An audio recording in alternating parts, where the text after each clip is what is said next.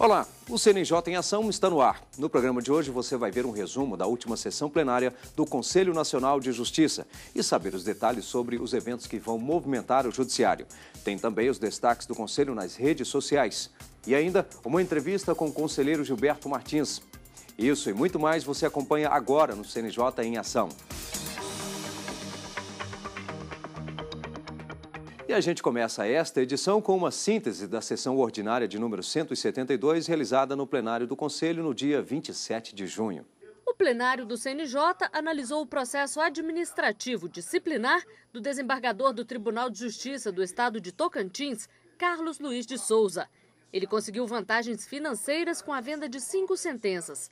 Numa delas, segundo o inquérito da Polícia Federal, teria recebido R$50 mil. A negociação, feita por um advogado, foi flagrada pela PF. O relator foi o conselheiro José Guilherme Vaz Werner.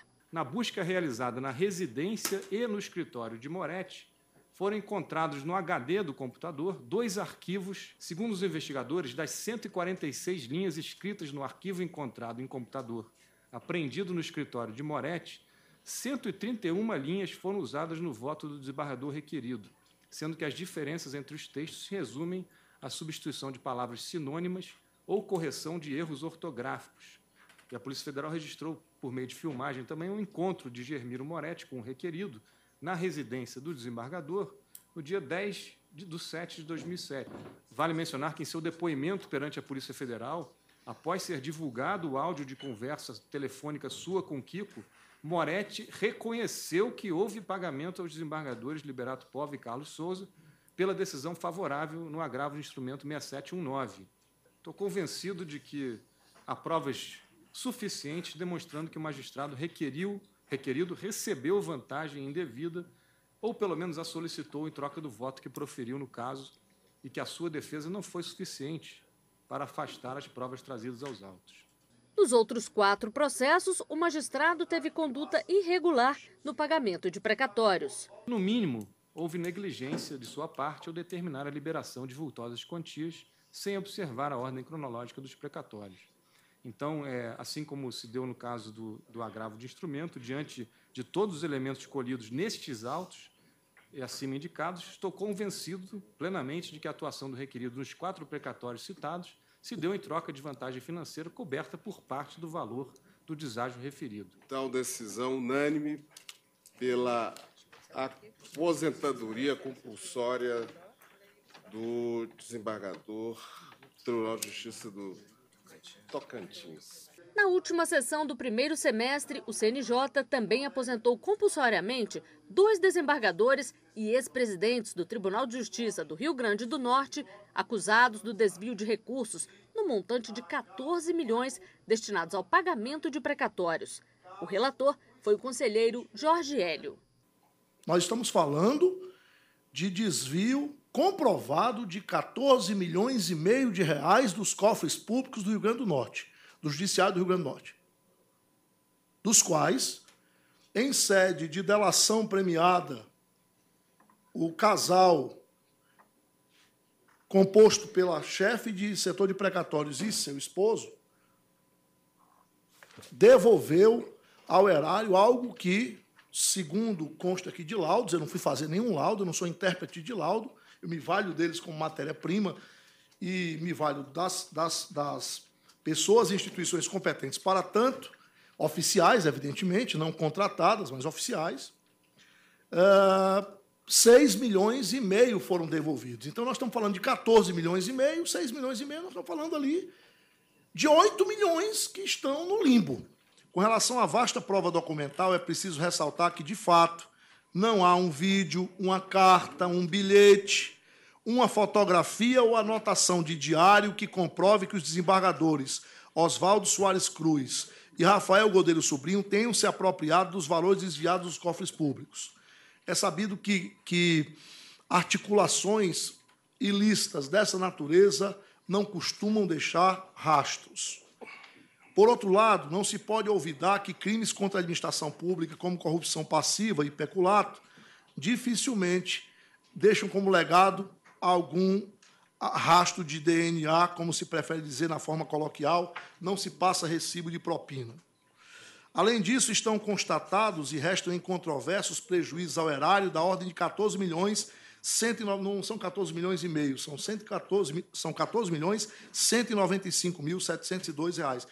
O esquema contou com a participação de laranjas e teria funcionado entre 2007 e 2011. De cortar o coração o depoimento de cada um desses laranjas. Foram absolutamente engabelados. Os laranjas afirmam que recebiam isso, sacavam e iam entregar isso na porta da agência, ao senhor George Luiz. Os recursos eram sacados ou transferidos por meio de cheques, transferências diretas e guias de depósito. Os 33 cheques foram emitidos durante a gestão do desembargador Oswaldo Cruz e tiveram como beneficiários a própria senhora Carla de Paiva Ubarana Araújo Leal, seu esposo, George Luiz de Araújo Leal, a empresa Glex Empreendimentos e Serviços Limitada, cujos sócios proprietários são justamente a senhora Carla e o senhor George Luiz, bem como a senhora Tânia Maria da Silva, o senhor Carlos Alberto Fazanaro Júnior e o senhor Carlos Eduardo Cabral Palhares de Carvalho. Nenhuma das pessoas acima nominadas, tampouco a empresa Glex Empreendimentos e Serviços Limitadas, eram ou são autoras de qualquer ação judicial contra o poder público, muito menos procuradores de partes, titulares de precatórios ou cessionários de crédito. Ao todo, 37 as transferências diretas de recursos, sendo 21 durante a gestão do desembargador da presidência do desembargador Oswaldo Soares Cruz e 16 durante a gestão na presidência do desembargador Rafael Godeiro Sobrinho. Foram ao todo 483 guias expedidas em favor, 483 guias expedidas em favor de beneficiários ilegítimos, chegando-se a esse rol pequeno, chegando-se a um total de recursos desviados de R$10.098.810 reais e 60 centavos por esta modalidade. Nesse caso, assim como nos demais, a lista de beneficiários é composta por pessoas da confiança e indicação pessoal de Carla.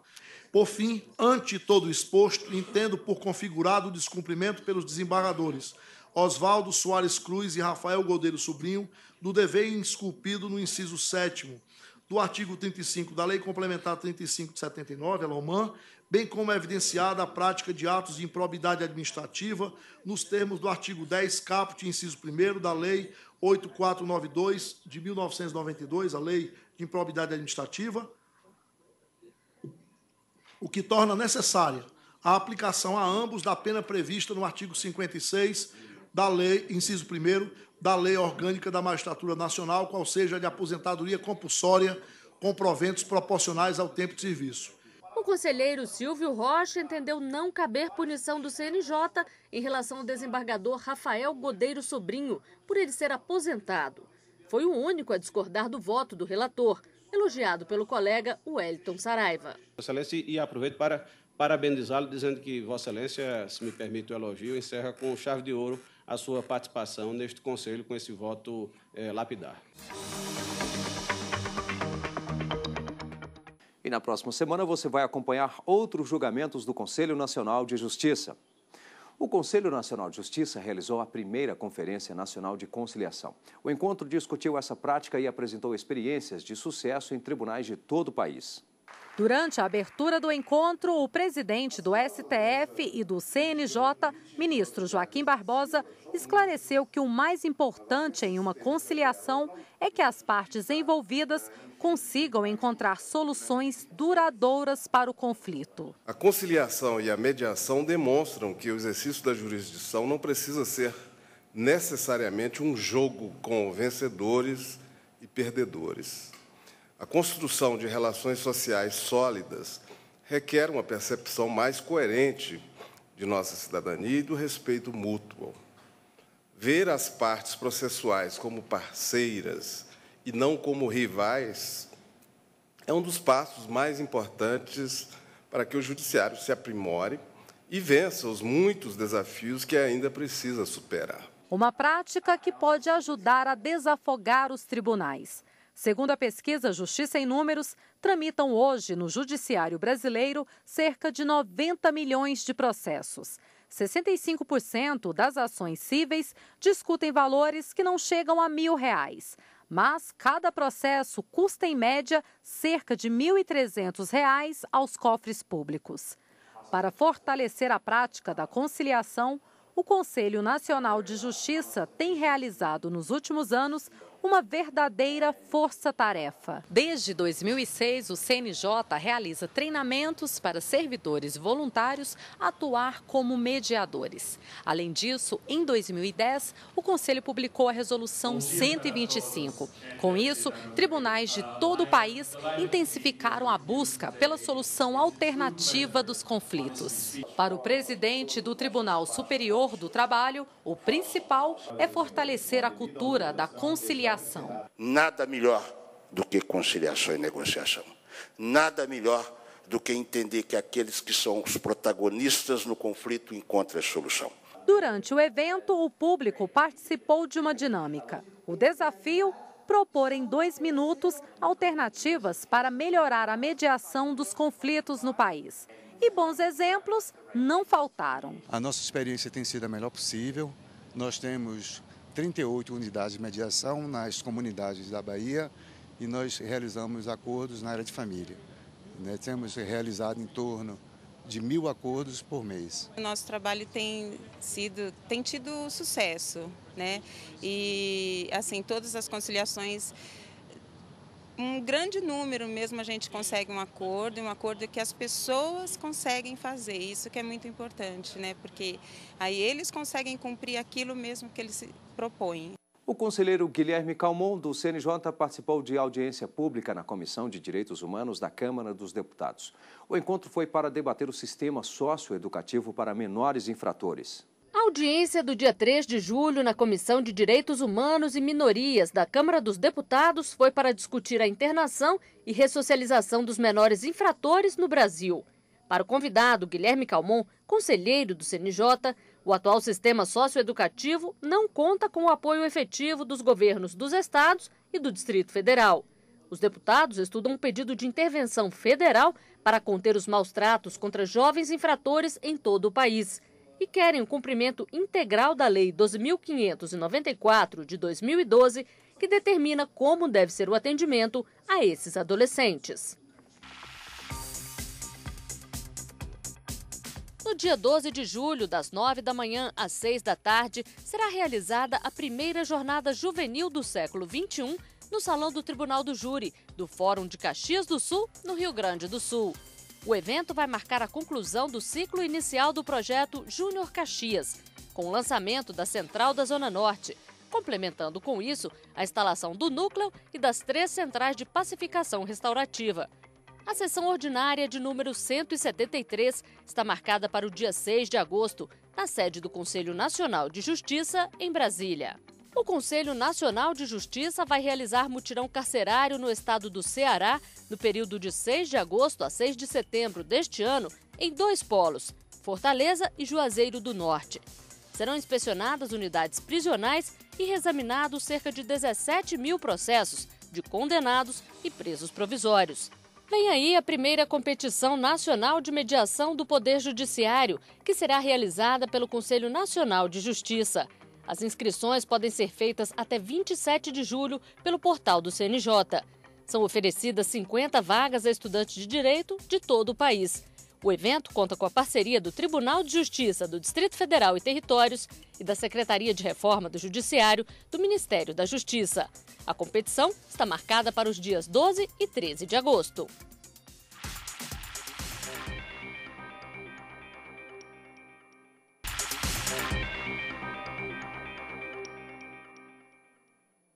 O CNJ em Ação está de volta. Vamos entender a polêmica criada pela proposta de emenda constitucional número 37.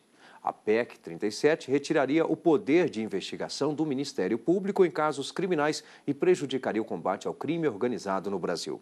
O CNJ emitiu uma nota técnica pedindo ao Congresso que rejeitasse a matéria, arquivada pela Câmara dos Deputados no dia 25 de junho.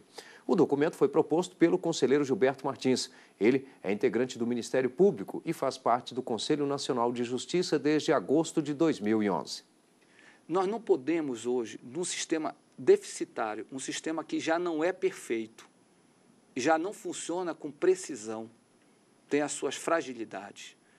Permitir que um único órgão que não possui, tá certo, uma independência de alguns segmentos da atividade política, de alguns segmentos do próprio Estado, inclusive que não é o do próprio Poder Judiciário, porque o Poder Judiciário ele não tem, no aspecto da definição das estruturas da polícia, muita ingerência, embora ela seja chamada de polícia judiciária, as definições, a gestão da atividade policial, ela cabe ao Poder Executivo, mas ela é um órgão de extrema importância dentro dessa estrutura do sistema de justiça, da justiça, especialmente da justiça penal.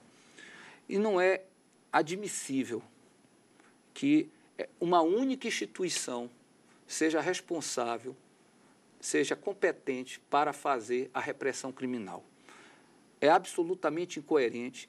Não existe no mundo, bom que frise-se isso, não existe no mundo país que desenvolveu uma política dessa natureza, que tenha um mínimo de desenvolvimento econômico, social e democrático. 3 países africanos que estão abaixo do estado de pobreza, são chamados até, para alguns, como chamados países falidos, que possuem uma estrutura altamente autoritária, vive num sistema em que não existe democracia nenhuma, que permitiu um sistema semelhante a esse. Eu digo até mais, com relação aos países europeus e aos Estados Unidos. Eu vou começar nos Estados Unidos. Nós temos a Polícia Federal, o FBI americano, que faz investigações. Dentro dos estados tem as polícias também, que são coordenadas, inclusive, pelos promotores. Você tem os órgãos de fiscalização e controle na área de narcótico, na área de medicamentos, todos responsáveis para fazer repressão criminal quando dos abusos praticados nesses segmentos. Nos Estados Unidos, é altamente pulverizada as ações de repressão à criminalidade em todas as áreas, inclusive com especializações de órgãos que estão fora da estrutura da polícia. A Europa, por exemplo, hoje, a Europa continental, especialmente, ocidental, ela possui hoje a investigação sob o controle do Ministério Público, a condução, inclusive, das investigações, porque temos um sistema totalmente diferente, elas estão a cargo dos órgãos com maior independência política, que são aqueles que têm o papel constitucional nesses países, como é no Brasil, de iniciar a ação penal, a ação no âmbito do Poder Judiciário. Os elementos necessários para formular uma acusação para determinados tipos penais, muitas vezes só conseguem ser alcançados e trazidos para os autos para se formular uma acusação quando tem a participação direta do representante do Ministério Público. É absolutamente inconcebível que o CNJ assistisse toda essa proposta de modificação dessa estrutura hoje, que nunca foi testada em um país democrático, um país que possui um mínimo de desenvolvimento, passasse a adotar isso aqui no Brasil. Hoje, um dos problemas que o Brasil enfrenta de forma séria é a criminalidade. Nós temos uma estrutura ainda deficitária no enfrentamento da criminalidade. E sabemos que as polícias hoje, embora necessitem ser, e têm desenvolvido um grande papel, não podemos negar isso, é uma realidade, e a Polícia Federal, as polícias civis dos estados, e muitas vezes em parceria com o Ministério Público. Eu acho até estéril essa discussão, em parceria, em ações conjuntas, em forças-tarefas com os Ministérios Públicos e outras até instituições de repressão à criminalidade, desenvolvido trabalhos espetaculares na repressão. Ocorre que temos deficiências a enfrentar. O índice de criminalidade que o Brasil apresenta hoje é muito alto. Então, não se justifica se tirar dessas estruturas de repressão órgãos que também têm papel fundamental. Gostaria que o senhor falasse justamente sobre a meta 18 do Conselho Nacional de Justiça, que é uma meta também idealizada pelo senhor. Nós temos hoje estabelecido pelo Conselho Nacional de Justiça essa meta 18. Essa meta 18 ela foi fruto de uma pesquisa, de um levantamento estatístico que nós realizamos com apoio dos setores técnicos do Conselho Nacional de Justiça e com a colaboração de todos os tribunais brasileiros, para identificar como realmente o judiciário vem enfrentando as ações em que envolva questão relacionada à corrupção. Nós propomos e começamos a amadurecer essa ideia nos encontros preparatórios ao Encontro Nacional de Justiça e culminou com o nosso grande encontro em novembro do ano passado, que é o encontro que, na época, ainda presidido pelo ministro Aires Brito, foi aprovada por todos os tribunais brasileiros, sensíveis a essa dificuldade que o Brasil estava enfrentando, e se aprovou a meta 18, que consiste, de forma muito clara, muito simples, que sejam julgadas as ações de improbidade e as ações penais em casos de crimes contra a administração pública, ajuizadas até o final do ano de 2011, com um prazo de 2 anos para serem julgados. São prazos mais do que razoáveis. Os prazos processuais para qualquer uma dessas ações são muito mais curtos. Se fossem observados na sua integralidade esses prazos, que estão atualmente nos códigos processuais, seja do penal ou seja do Código de Processo Civil, que regulamenta o procedimento dessas ações, eles são permissíveis de um julgamento até muito mais rápido. Mas a gente sabe que existem milhões de outros fatores que justificam, pelo menos até o final deste ano, que sejam cumpridos os julgamentos dessas ações. Essa é a meta hoje, que já está vigorando desde o início do ano. Ela tem recebido ampla divulgação por parte da imprensa, sido cobrada de forma veemente pelo Conselho Nacional de Justiça. Nós temos feito algumas fiscalizações na identificação da meta. Temos contado com o apoio da Corregedoria Nacional de Justiça, que em todas as suas inspeções prioriza as questões relacionadas às varas destinadas e com competência a julgamento dessas ações, e o próprio presidente, o ministro Joaquim Barbosa, sensível como sempre foi a esses problemas relacionados à corrupção, tem cobrado de forma veemente, de forma bem presente dos tribunais para que dê a necessária prioridade ao julgamento das ações de improbidade administrativa e as ações em crimes contra a administração pública. Bem, conselheiro, obrigado pela presença aqui no CNJ em Ação. E a gente mostra agora o que foi destaque na página do CNJ nas redes sociais.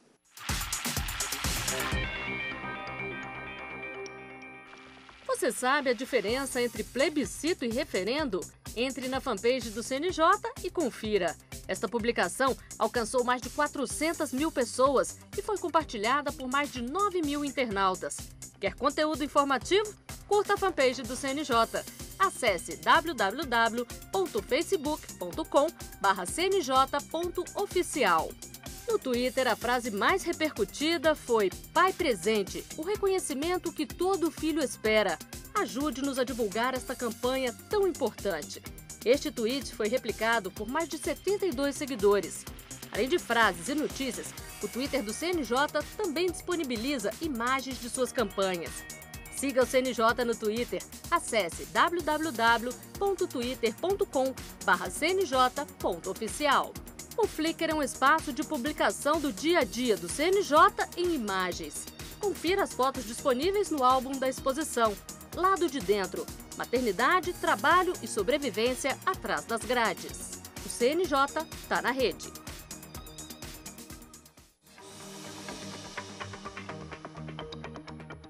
E o CNJ em Ação termina aqui. Temos um encontro marcado no próximo programa, na semana que vem. Até lá!